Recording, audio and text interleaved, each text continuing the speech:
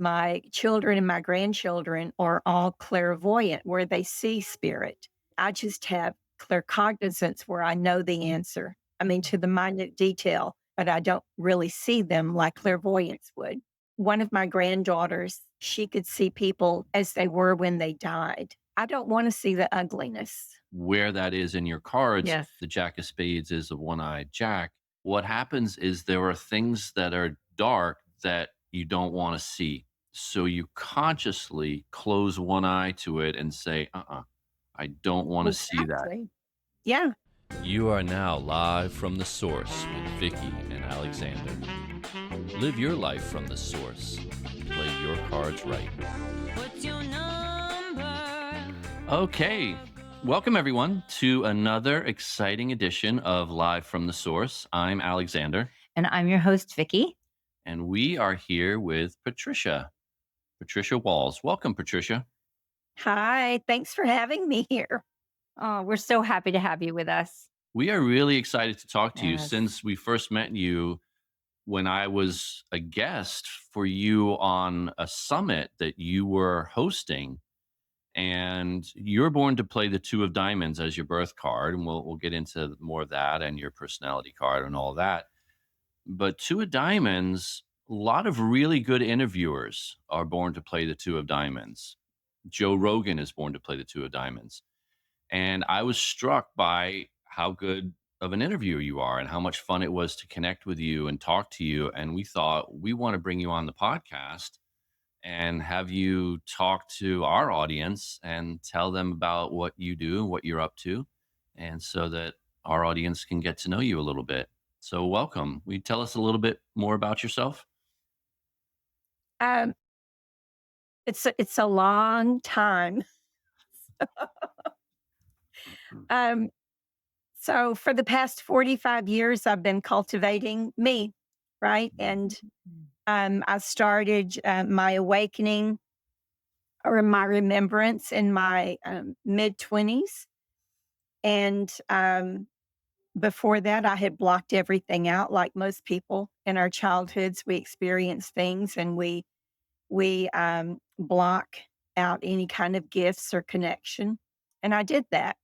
And in my mid 20s, I started to want to know and remember all of those gifts. My grandfather was clairvoyant and he would tell us stories about talking to ghosts. And so I knew that that was in my bloodline and I wanted to reawaken it. And so I just started searching and I found along the path, I found a lot of different things. So I'm writing my 11th book right now called Earth Woman, which is me.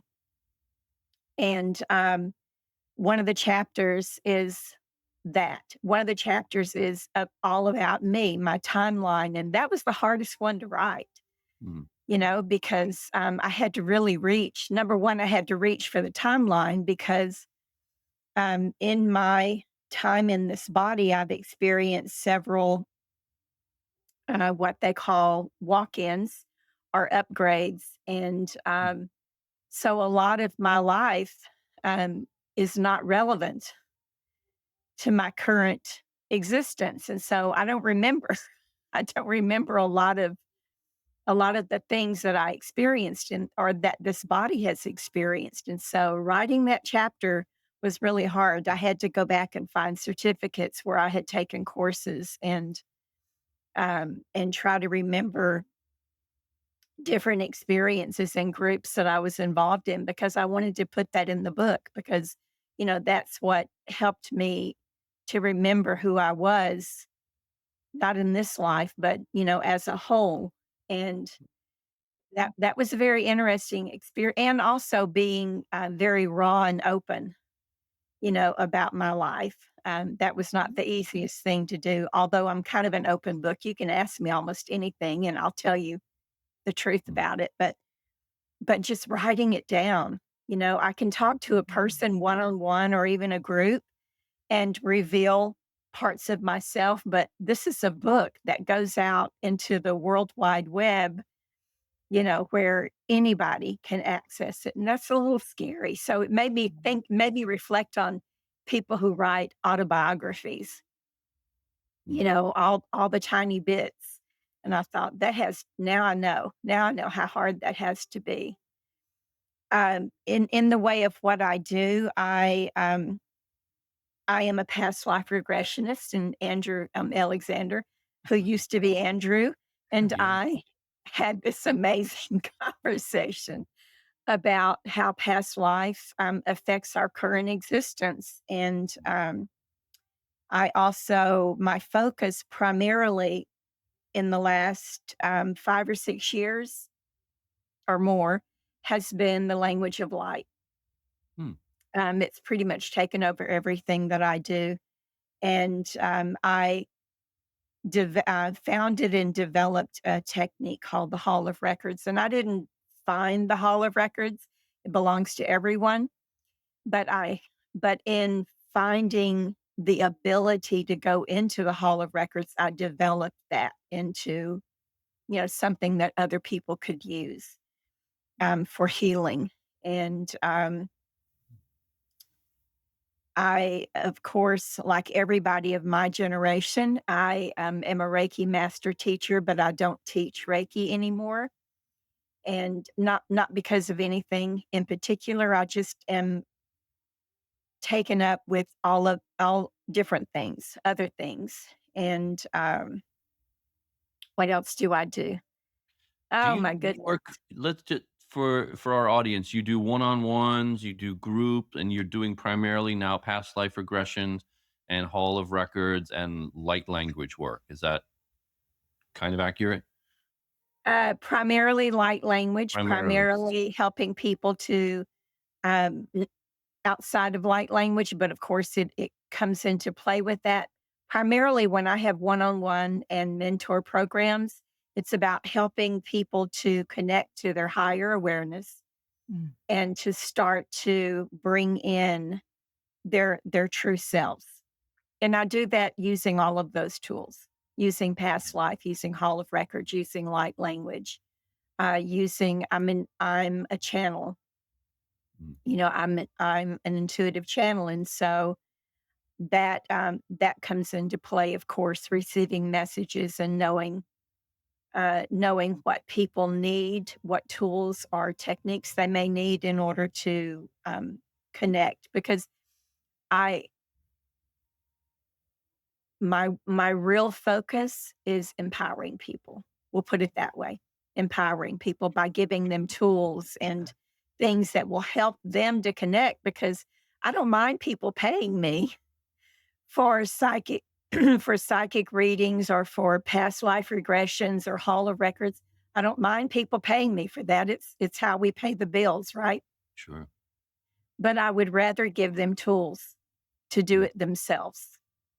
Mm. And that's what I do a lot of. And that's one of the things that I shared with you off camera is the Well tools to help you do what you need to do for yourself.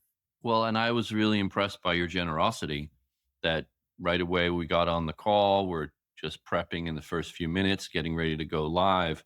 And right away, you generously offered to do a healing, give me a tool.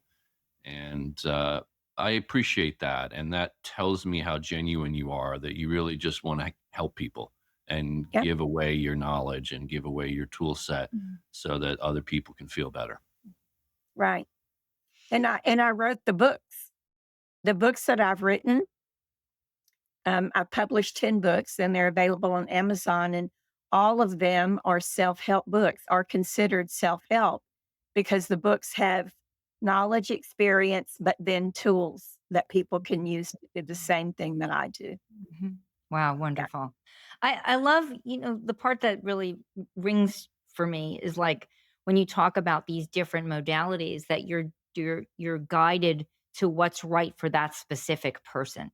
Right? It's not like a one size fits. This is what I'm gathering from what you're saying. It's No. not a one size fits all. Each person needs something different, and you are going with your guidance as to what is right for that person, and that's really beautiful. It's really important. Yeah, you can't, excuse me, you can't use, I mean, you can. That's why there's so many tools and techniques and modalities out there.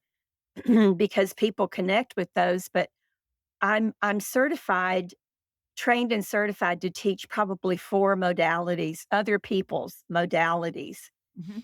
because I was so taken back by what they had created. I wanted to learn it. I wanted to know it. I wanted to share it. And what I found, though, for me is that I learned their modality, but it was just the bones. It didn't really work for me. I had to twist it and turn it and make it something that worked for me. And so because of that, and because I wanted to honor their gift and their experience and, what they had done to get there, I don't teach it because I can't honestly teach their system, Mm. Mhm. and so I don't, you know, but I do send people to them, if they want to Okay. learn the technique. Yeah. Mhm. Yeah, so it's like pulling from all these different places and making it your own, Yeah. creating your own way. That's Yeah. really beautiful. So what if I can give an example, I was in a circle that somebody else was doing, and they're a dear friend, and they know me very well. And so we were all in this circle, and there was a guy there that was just sitting like this, you know, his wife was there, but he was just sitting there like this, all With closed his up. arms crossed? We can't Yeah, see yeah, your arms. Yeah, yeah, okay. just he was just all closed up, Mhm. and and it was a small room, and so we were all kind of bunched together. We were sitting on the floor, and um, there was a guy sitting next to him that had a particular frequency, you know, um, and as we were going around, um, my friend asked me if I wanted to share it because he could see me, he could see me just going, I know the answer to this one. I know the answer to this one, you know, but I wasn't going to, it Right. was his circle. Right. Right. And so finally he said, I know you have something to say. What is it that you want to share? And I looked at this guy across from me and I said, do you have trouble being around groups like this? And he said, yeah. And I said, um, why do you have trouble? And he said, because when I touch someone, he said, I get all of their information, Mm. everything. He said, and it's not always good. He said, and so he said, I try not to touch anybody. And I said, okay. And I said, would you do me a favor? I said, can you shake the guy next to you? Can you shake his hand? And he went, no, I can't. And I said, okay. I said, so would you do this for me? Can you simply say, focus on your hands and say gloves on? And he just, looked at me like you're a crazy old woman, and I said, just try it. Focus on your hands and say gloves on. And he went, okay, and so he went gloves on.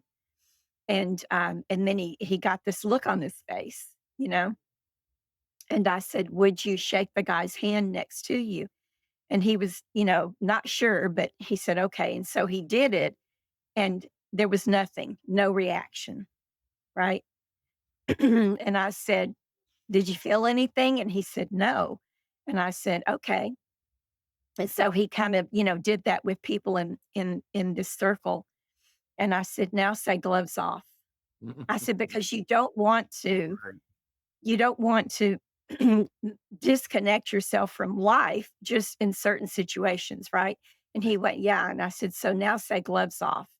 And so he went gloves off. And I said, now shake the guy's hand. And he said, you know, but so in all the people that I work with, there have been other situations where someone had the same phobia or, you know, sensitivity. And I've tried to use that with them and it didn't work. There Mm. had there had to be a different tool for that person, Wow. right? Yes. So what works for one person doesn't work for everybody, but that's what worked for him, right? And that's what I love doing. I love giving people things that work, that will work for them and give them some relief or connection, whichever one they need. But Do that's what I you like doing. do you remember the first Karate Kid movie? Hmm. Do you Oh, remember wax on, wax off. Mr. Miyagi? Wax on, wax off. Gloves on, Yeah, gloves off. yeah, And like that's Oh. just what I was coming to me as you're talking. I'm like, oh, you're like an old Mr. Miyagi. You're an old sensei master teaching people how to channel their energy, be in their energy, and yeah, master their energy flow. yeah. That's what I love doing most. Yeah. Well, what came to me is your birth card. So, being born March 21st, your birth card, you were born to play the two of diamonds, and twos are about partnership, and diamonds are about what you value most in your life. So often we have on like our website, we have all these pictures that describe the cards, and some of the twos have like partnerships, like people shaking hands. So I just kept thinking about like that whole Oh, right, image of shaking hands. And right. here you are Oh, yeah. playing the two of diamonds. I mean, it's just like pretty fabulous. So, it's being in partnership with another person. It's in what you value, healing, helping, supporting. And here it is. This is your purpose, what you're here to shine in the world, your light to shine is, you just were describing how you like to, kind of figure out what's right for that person and support them. And that is this card that you're playing. Finding that So connection that so matters. beautifully. Yeah. Yeah. And a lot of people who we know personally who are very gifted healers are born to play the two of diamonds. One of the Mhm. healers that Vicky went to see for a long time was born Yeah. to play the two of diamonds. He was one of the best healers I'd ever been to. He's passed now, Don Van Vliet. And he was playing two of diamonds, double two of diamonds, two of diamonds, two of diamonds was his personality card. And then another good friend of ours, also two of diamonds, Craig. Oh, right. Yeah, Yeah. Craig Stucco. He's an excellent healer. Yeah, And it's really. if we're still looking at the cards as the template of your human journey, we would say that where that healing gift comes from. So the two of diamonds is your birth card. And then in the life path sequence, the next one after the two of diamonds, the Mercury card is the Jack of Spades. And that means that this is the way your mind works. And the Jack of Spades is the Prince of Consciousness. He's the spiritual initiate. And he's got a magic wand. I'm not sure if we can see it on the camera, but if you open up your kitchen drawer and dust off the cobwebs and pull out a deck of cards at home, you'll see that the Jack of Spades has a magic wand in his hand. And it's symbolic of that ability to weave realities. The spade is an acorn. It represents the pineal gland, vision, faith, imagination, Mhm. consciousness. And the jack is the prince of consciousness, the spiritual initiate. And his ability is to generate new consciousness, to create new realities. In the twinkle of an eye, in the blink of an eye, Mhm. a new reality appears as if you've waved a magic wand. Mhm. And I think that that's where in the life path of the two of diamonds, those healing abilities come in, is that that's how your mind works. Mhm. Mhm. Yeah, pretty much. Yeah. Yeah. It's how you think and communicate. The other thing that I love about the symbolism is that this particular jack has one eye. So the one eye, you have one eye here and one eye in another dimension, being able to plug in and tune into other dimensions, which is what you're talking about. Yeah. And it also can be on the low side, blind spots and not being able to see things fully, right? Not being able to see everything and having blind spots, but on the high side, being plugged in and tuning into other realities, all of Yeah. consciousness. Yeah. Yeah. When you were little, did it scare you at all at first before you knew how to manage your gift of seeing into other realities? Did it scare you at all?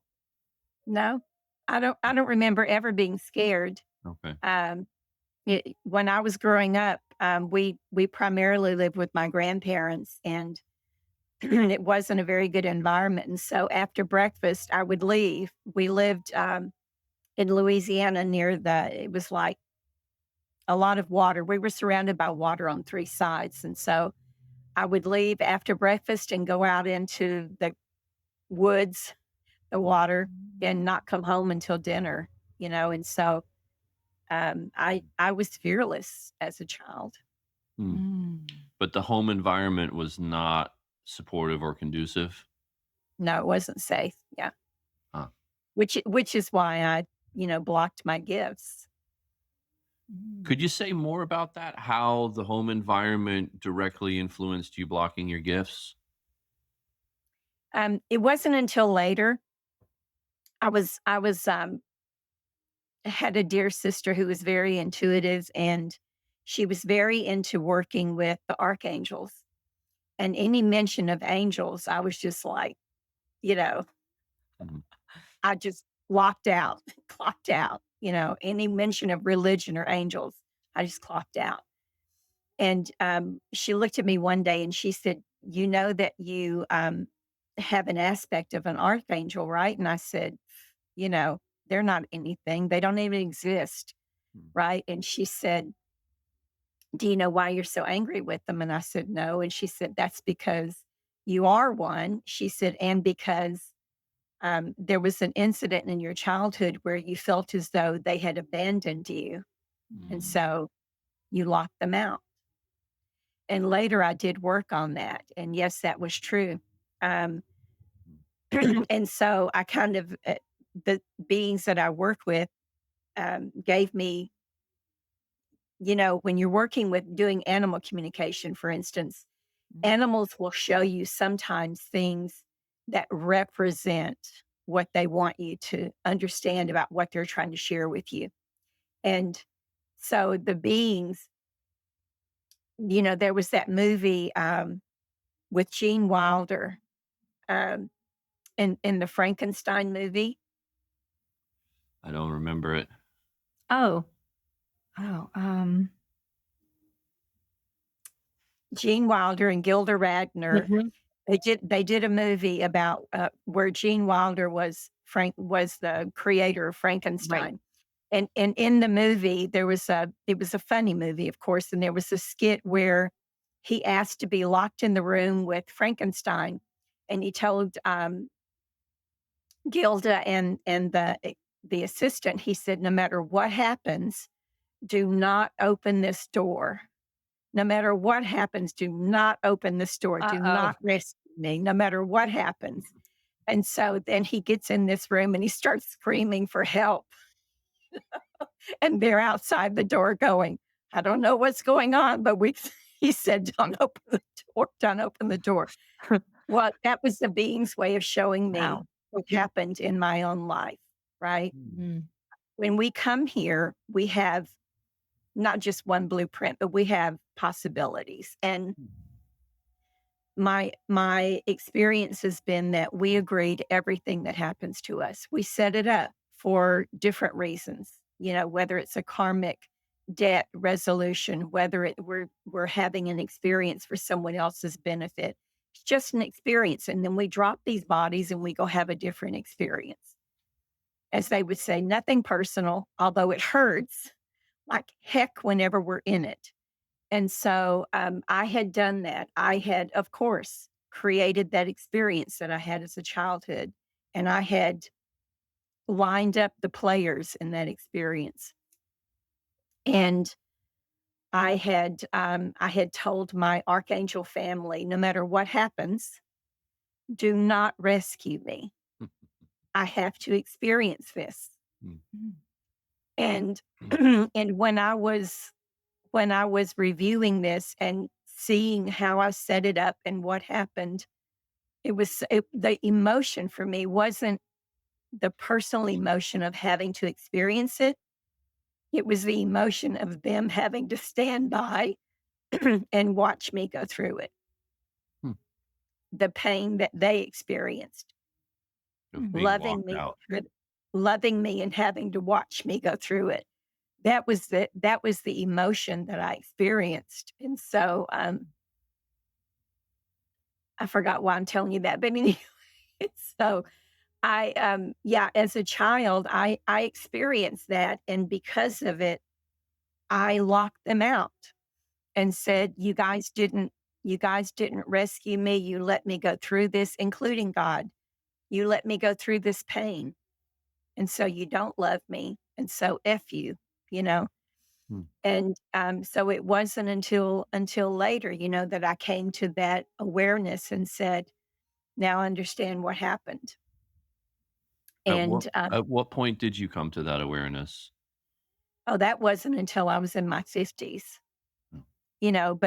But in between my 20s and then I was taking all these courses trying to reconnect with my intuition, my awareness. And there were streams of it, there were openings of it. I mean, I've always been intuitive, but I limited it, Mm. right? For instance, my children and my grandchildren are all clairvoyant, where they see spirit. Hmm. I don't see spirit. I just have claircognizance where I know the answer. I mean, to the minute detail. I can describe things to you. I can describe people to you, your ancestors, but I don't really see them like other people, like clairvoyance would. Hmm. And um, so I still have that block, but what I figured out with that is that I don't want to see the ugliness. It doesn't serve a purpose to me. My one of my granddaughters, it it really plagued her because she could see people as they were when they died. All Mhm. the all the guts, all the, blood, all of the whatever. And and I realized when she shared that with me, that was one of the reasons why I wasn't using my third eye, Mhm. was Mhm. because I don't want to see that. It doesn't serve a purpose for me to see that. Yeah. I can have all the information that I need without seeing it. So, you know, Wow. It's interesting. I feel like I went to Barbara Brennan School of Healing, and people were always talking about seeing, being able to see, like that was the thing, like yeah, they really wanted to see, And there's just so many different ways of receiving guidance, of perceiving things, the kinesthetic sense, the direct knowing, the hearing things. It's just intuitive insights. It's however you receive it is beautiful. That's how I say it. That's what I believe about it, But it was a thing about the seeing. They were like, I can't see. I need to, why can't I see this person's energy field? It's like, but yeah, there's different reasons, like you said. I mean, not wanting to see certain things, I think, is certainly a valid reason, like to not see something that's really, yeah. tragic or dark. It's I mean, I can get all of it. I can get all of that information without the trauma of seeing it. right. And one of my closest brothers is a healer, and his primary area is demonic influences, Hmm. pulling demonic influences off people. And he's clairvoyant, and so he sees these beings in all of their grossness, all of their darkness, all of their distortions. He can see those beings, and I don't want to see those, but he's okay with seeing them. Hmm. But I don't want to see those. I want to know that they exist. I want to know where they are in the body so that I can extract them. And I do that work too. But I don't want to see them, you Mhm, know? It's mhm. not necessary for me to see all that. Well, I So, wanna come back to your cards a bit and say yes, please. from our perspective where that is in your cards. Yes. Vicky already pointed out that the Jack of Spades is a one-eyed jack. It has Mhm. multiple layers of symbolic meaning, but one of them is there's a light side and a dark side. He's got one eye in the light side and one eye in the dark side. And often for people with this Jack of Spades card in a prominent place, what happens is there are things that are dark that you don't want to see. So you consciously close one eye to it and say, I don't want to see that. Exactly. Yeah. Yeah. Well, it's great that you're consciously doing it, right? You're Yeah. not doing it by default. You're like, "No, thanks. No, thank you. I'm gonna do it the Not way that feels good for me." necessary. Yeah. Yeah. Yeah. I have another question for you. In our life, we move through 13-year cycles, and this Jack of Spades was the card for your first 13 years. Did your life shift at age 13? Did it get easier after that? Did the darkness of the first 13 years shift at all? Um, maybe. I mean, I would say it shifted at 7 when I learned how not to be present for the abuse. I mean, I learned, as children do, I learned how to be gone so Mhm. that, I wasn't present. Yeah. And 13, yeah, I would say 13 was probably a turning point for me, but in puberty, not in my psychic gifts. Okay. Mhm. We move through 7-year cycles and 13-year Yeah, cycles, so and that makes sense. yeah, it Yeah. makes sense that The 7 also because makes the sense. Jack of Spades would be the card. It's like concentric circles. It's the card Yeah. for the first 7 years, but also the first 13 years. And so it makes sense that you would have a pivot point at age 7 and then another one at 13. But I was curious. I'm a student of these cards. I love hearing how they play out for people because they're just a template, and we have free will, and we have our own soul's journey that we play out through the template. Mhm. Go ahead. It looked like you wanted I to say think I something. might think I might have an answer for that, but like I said, I have sketchy memories. Mm, Um, I would say that around 13, I experienced what unconditional love was from a male, right? And my experience of love before that was very distorted, right? But at 13, I had someone who loved me unconditionally. A boy, of course. Yeah. Mm. But but so yeah, I would say around that age. I don't remember the exact age, but sure. yeah. Mhm. Mm. And did that love, the love from the boy, I imagine that greatly positively affected your self-esteem. Right, it shifted. Yeah, it shifted my view of the male-female relationship, of course.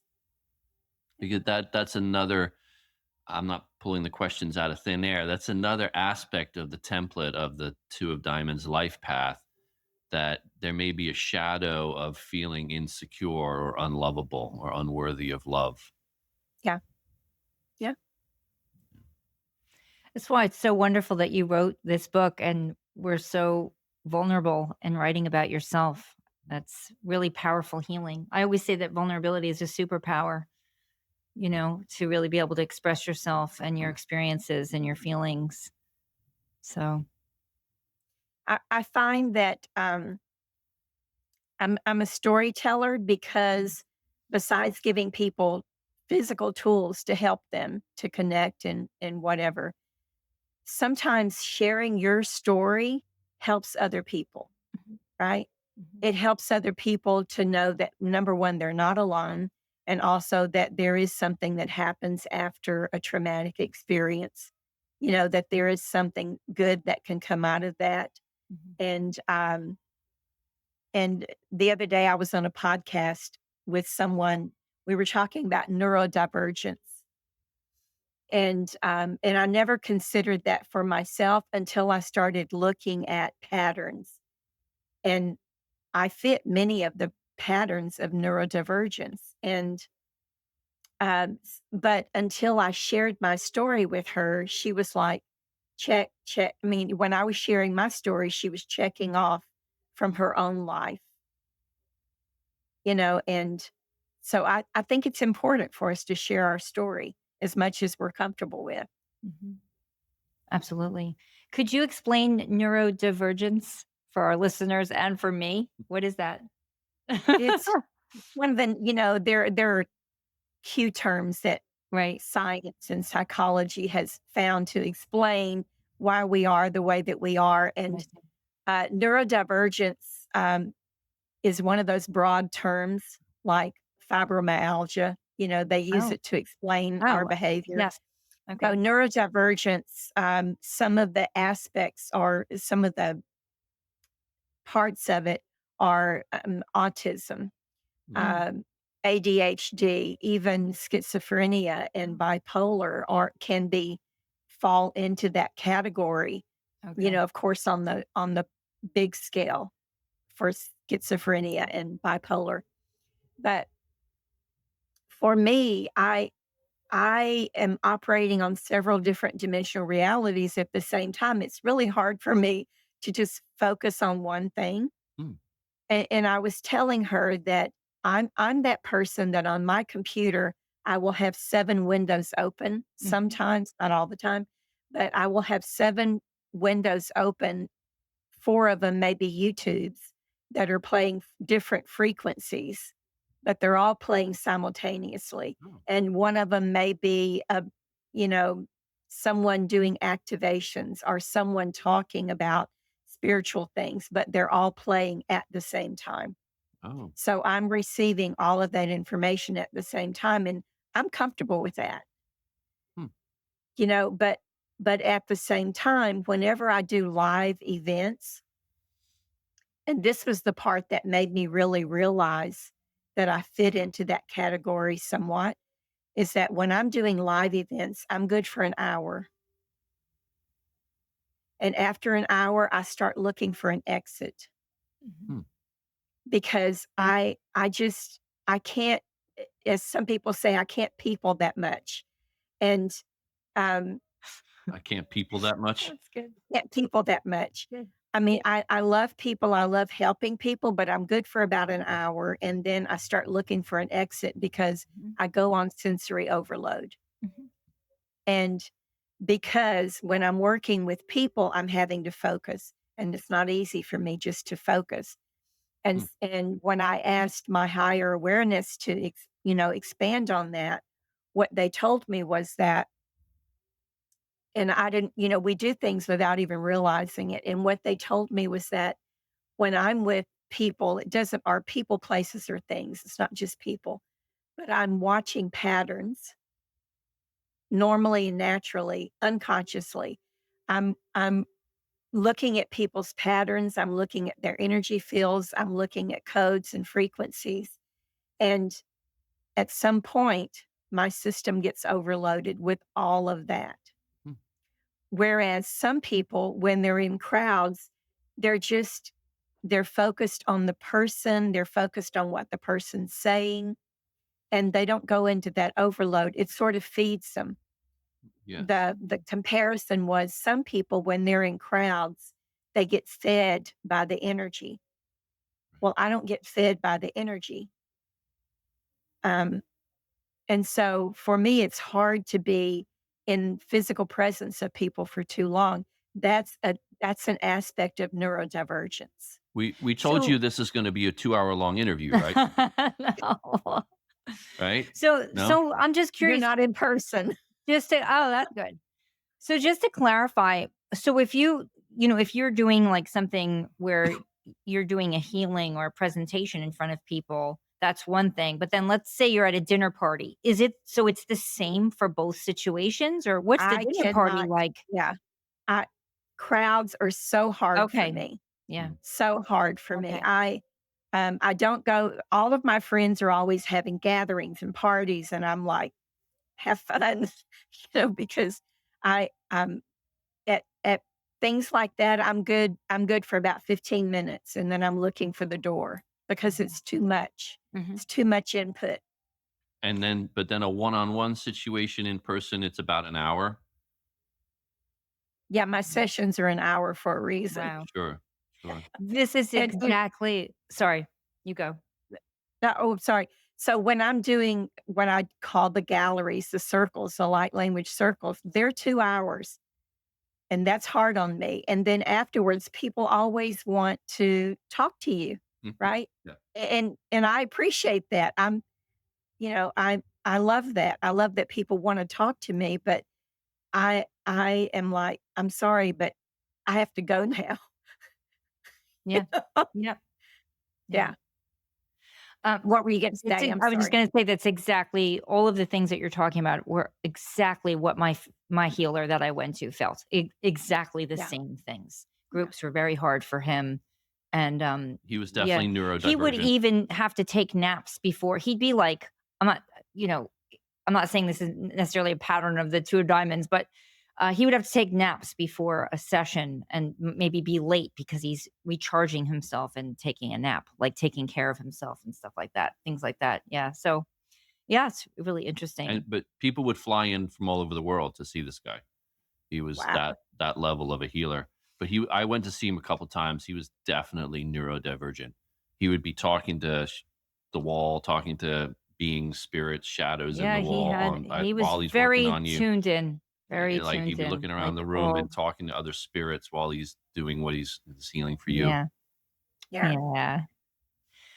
Um, and it's interesting about when you say, being with the crowds. So again, we have 13 plus cards in our life path. Each card shows a different aspect of who we are.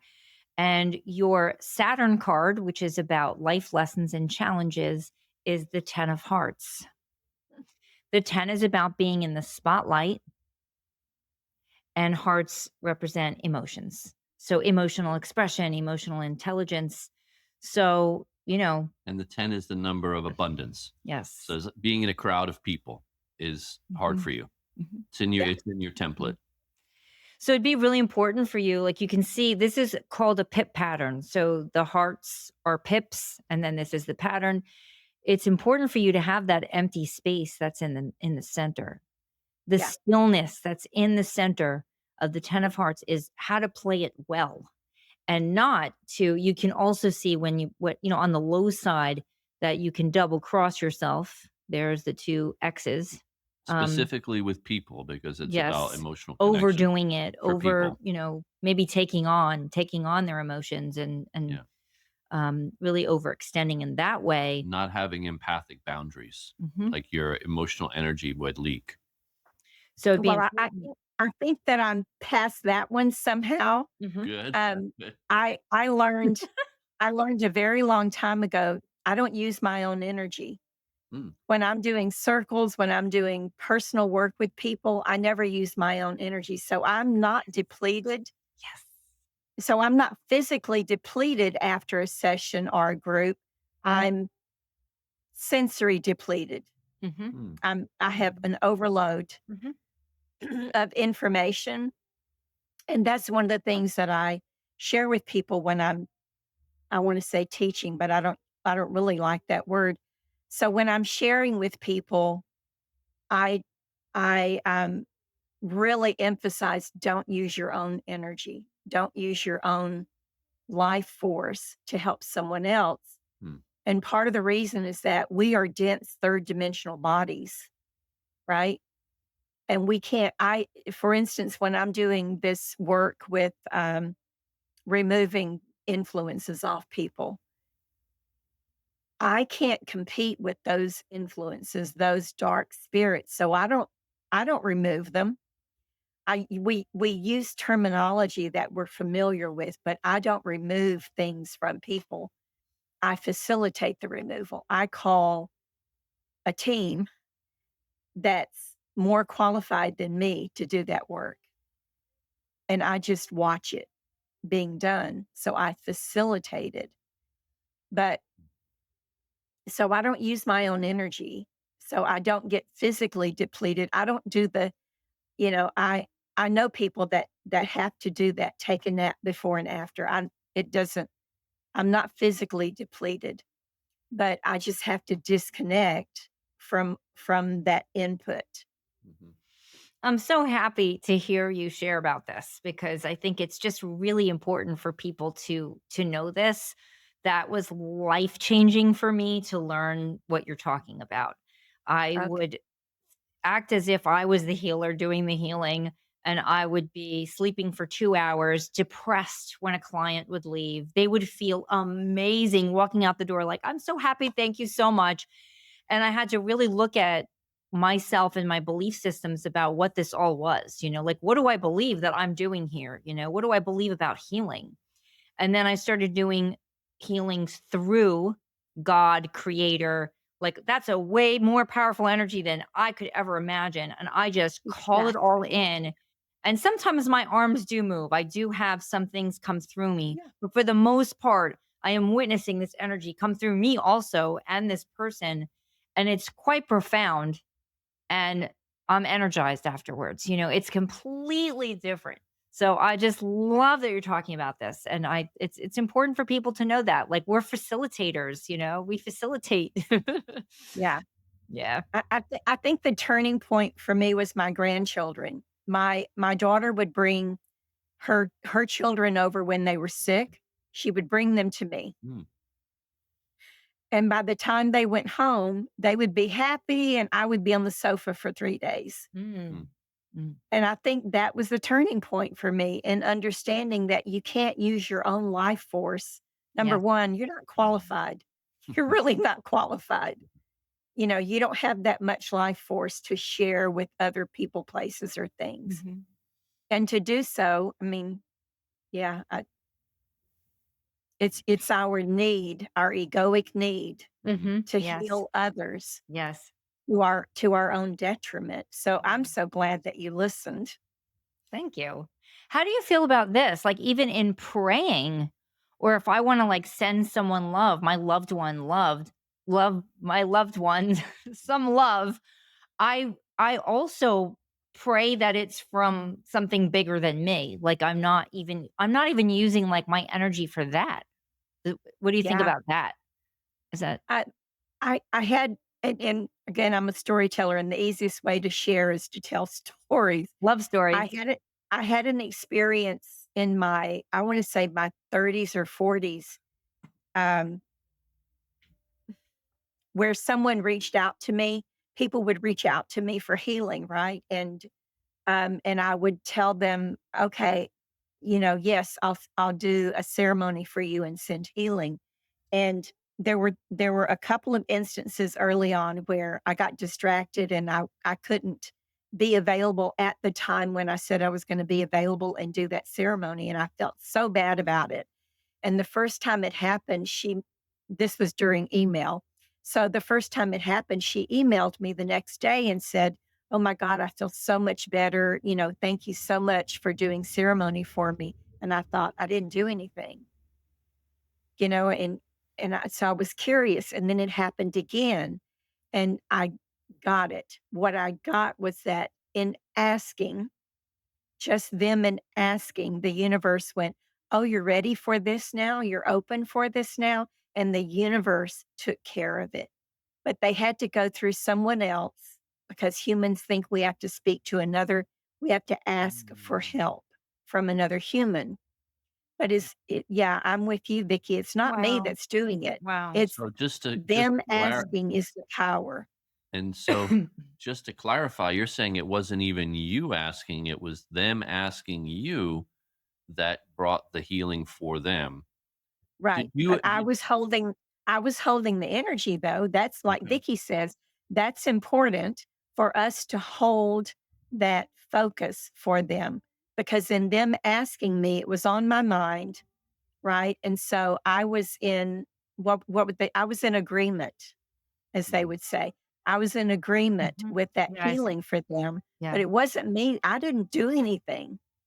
Well, you did. You agreed to focus your energy on their healing in that sense. That was an agreement. Right. Yeah, but it didn't take the physical steps. Mm. Right. Was it just as simple, and I'm really curious about this, that's why I'm asking for my own reasons. Was it as simple as they asked you and you consciously took 5 seconds and said, "Okay, I'm in agreement with that," or did you not even have to verbalize in your own mind, "I'm in agreement with you"? Well, so Oh, here the comes truth another of it good all is story. that All right, here comes another good story. I'm a pipe carrier in the Lakota way. And Okay. so as a pipe carrier, we agree to, you know, load the pipe and send our prayers. If someone asks us, we agree to be available for those prayers to be sent to God creator, Mm, right? It's not like a Reiki session where I'm agreeing to put hands on them and send them energy. I'm agreeing to load my pipe and send the prayers up to creator. mm, And so, in that way, when she asked me, I would normally have sat in ceremony, loaded my pipe, and sent the prayers, right? I got distracted and I didn't do it. But the awareness was I agreed to send prayers for that person. Right. And that was, so 5 seconds, yeah, Well, what maybe. I'm hearing you say is that it was part of a larger agreement, like a pre-agreement, and there's already a container of agreement Mhm. that she asked into, and that container you've already set, and that was the agreement. Yeah, that works. Yeah, I like that. I like that. I'm gonna utilize that tool in my own life, in my own practice. Good, Thank you. I'm gonna good. set Yeah. containers It's and agreements fantastic. in that way that frees my time up, frees up my energy. I'll agree that this is what it's going to be, and then so it is. I mean, when you consider there's no time, right? There really is no time. And human beings are programmed that we have to sit in ceremony. We have to do this and bring these things, these elements together to create healing. And the universe is going, you guys have tricks. You guys are funny. You know, we can do it in 10 seconds or Right. less, a millisecond. Exactly. Yeah. Exactly.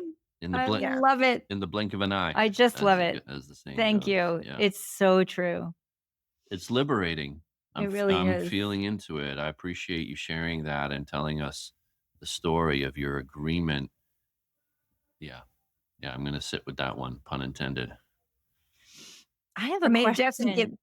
doesn't give anybody permission to not do what they say they're going to do, but it's Mhm. just an awareness that, when we are physically doing it, we are just enforcing it. We are, Yeah. we're being another source of energy that the universe can use, but it, Mhm. you Yeah. know, Mhm. yeah, Your initial agreement that you said, "I'm gonna be a pipe carrier," that to me, that set the agreement in place. yeah. And as long as you've been in integrity in that agreement, then that agreement holds. Yeah. That's how I would look at it.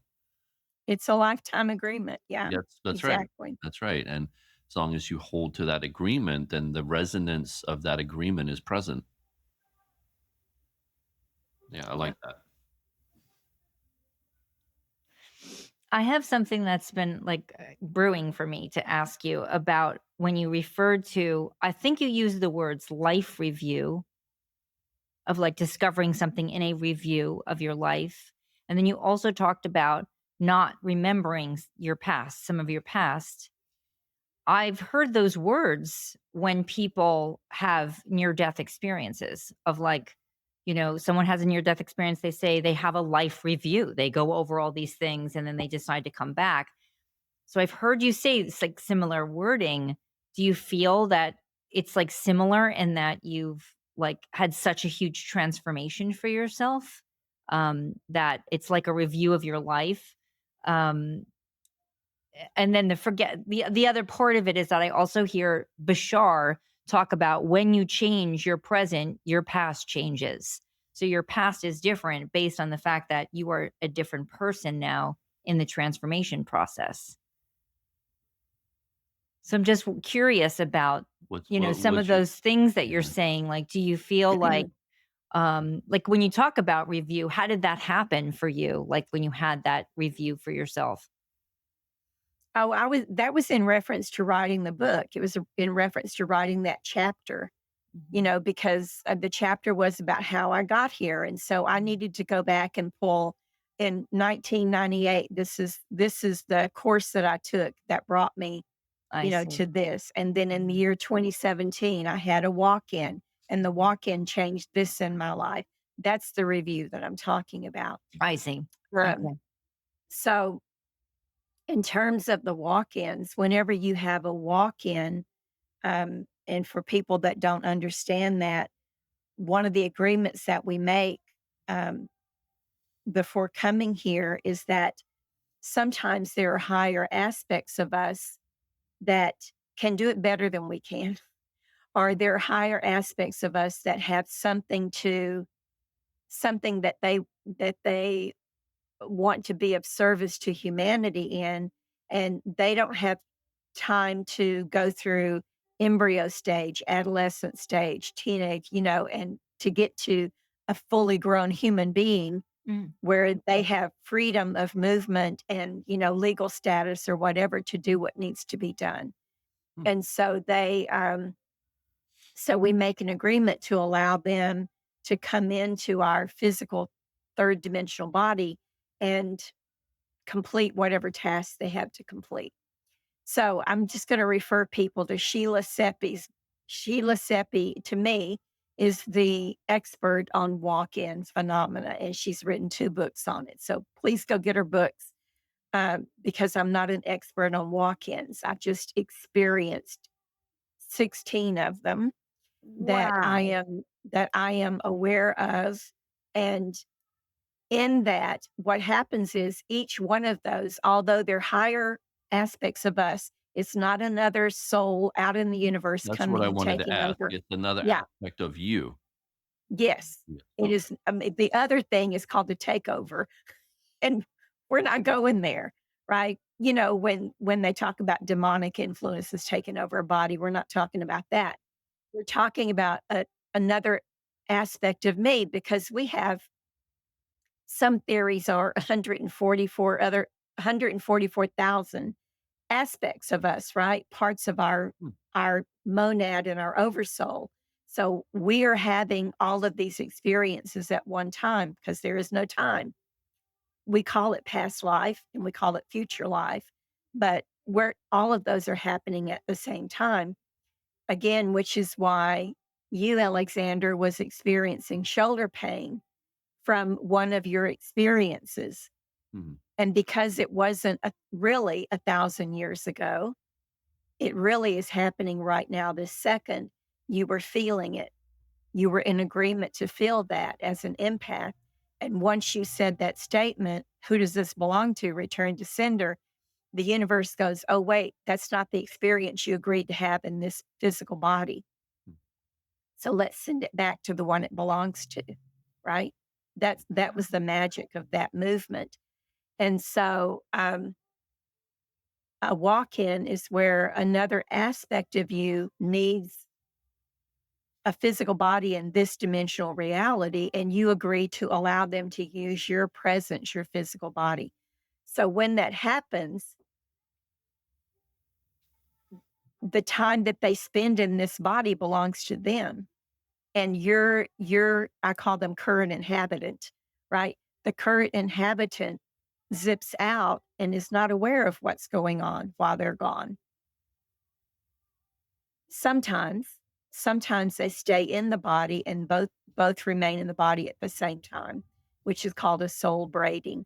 And of course, in that instance, the original inhabitant does have knowledge of what that being did. But for me, some of them were complete takeovers of a higher aspect, and so I don't have memory of what occurred during the time that they were in the body. It's as the universe would say, it's not pertinent. It's not pertinent to your to your life right Wow. now to know what they did when they were in there. Wow. Because sometimes it's minute stuff. Mhm. It's not like I developed a cure for cancer, right? Mhm. But they had certain things that they needed to come in and Hmm. accomplish, um, and I agreed to let them do that. What and I can say this though, each of my 10 books was a result of one of those aspects coming in to write those books. Ooh. Okay. Wow, beautiful. Wow, a lot of food for thought for me. Really wonderful to talk to you. I feel like Yeah, that's a much deeper conversation that we're Yeah, just touching on. research really. walk-ins, it's amazing. The phenomena is amazing. Wow. Yeah. Well, yeah, we won't go there today. We'll get into I that think we deep need to do part 2. I to mean, get it's into just that fascinating deep talking to topic. you. Yeah.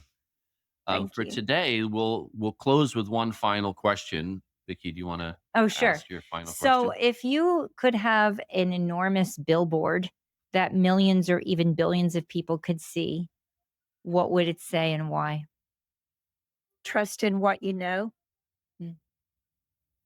trust in what you know, because there are all those subliminals out there trying to tell you that you don't know what you know, Yep. and telling you to put your faith in other people, places, and things. But our connection to God's source gives us everything that we need to know. We just have to trust what the answers are. Yes. Well, that's Wow. just it, is trust what the answers are, Wow. because we may not like the Yeah. answers, or we may think it's gotta be Yeah, it's that true. can't be it. It's But it true. is, yeah, trusting what we receive and trusting what it is that we are aware of in our knowing, Yeah. that is the answer. Oh, yeah. Yeah. And that's the hardest thing for most people. It Yeah. really I would is. say so, yeah.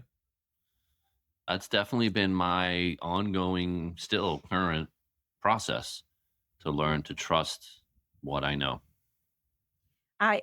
So in the way of tools, I have this agreement with the universe that because I'm a channel and most of what I say is, you know, coming in from them, I have this agreement with them that they will always throw in a word or phrase that I don't normally use. Mm. And that's my cue, right? Because when that word comes through, my egoic mind goes, "What is that word? What does it even mean? I've never heard that word before." But that's my cue that this is not coming from you as an egoic third dimensional being. So let go of all of that and just tell people what we're asking you to tell them. Do you Mhm. have a prior agreement about what that word is? No, it's always different. Okay. It's a word like it's like surprise me with a strange word, and that's how I'll know. Yeah. Okay. That's so cool. I like it. Me Yeah. And there's too. some strange words that come through. And I have to Google what they really mean, Right. Right. I you know. like it. Yeah. That's fabulous.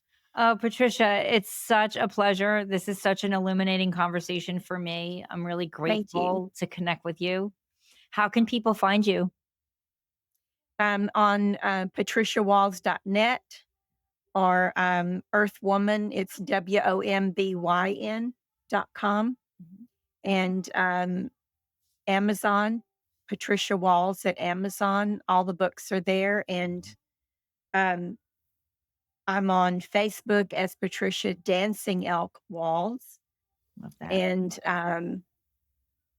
yeah, Instagram, I think it's Earthwoman. I have a YouTube channel. So yeah, I'm out there. Just Google Patricia Fantastic. Walls and you'll find me. And No Wonderful. hide. we'll put all that information in the show notes too for folks to find you. Yeah, Well, there's I'm no ready for a hiding. session. Anybody else ready for a session with Patricia? It's amazing. Beautiful. Yeah. Yeah. Thank you so much for Yeah. having me and for letting me talk. It's been a real pleasure. I've learned a lot. Me You've too. given a lot. You've shared a lot of tools, Yes. actionable tools that people can use. And it's a pleasure to be in your energy field. Absolutely. Thank you. So thank Thank you you. so much. And I look forward to seeing you on the summits, Yes, thank the you. Conscious you. Awakening Network summits. Great. I look forward. I think, Vicky, you've got one coming up, one or two Mhm. coming up. So, yeah, and Alexander. Yeah.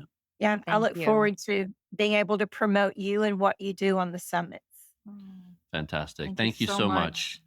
This You're has been welcome. another exciting, really exciting and Yes. inspiring, illuminating edition of Live from the Source. I'm Alexander. And I'm Vicky. And thank you, Patricia. We'll see you all again next time. Thanks, everybody. Thank you.